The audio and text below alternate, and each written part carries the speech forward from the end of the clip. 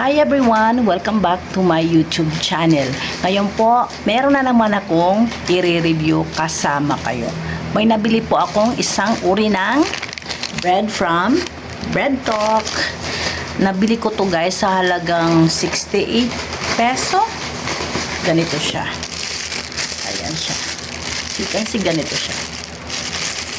Meron siyang palaman sa loob na ganito. Nakikita nyo ba? Ayan. May ham and cheese.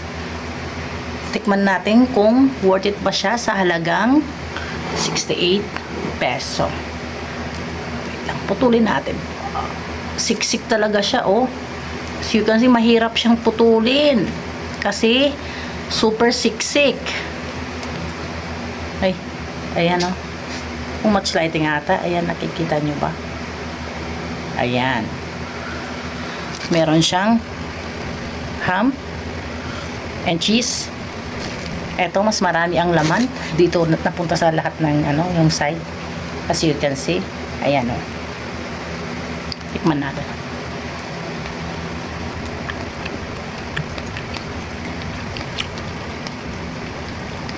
Kaya naman pala ubos to sa store nila kasi sobrang sulit siya sa halagang 68 peso.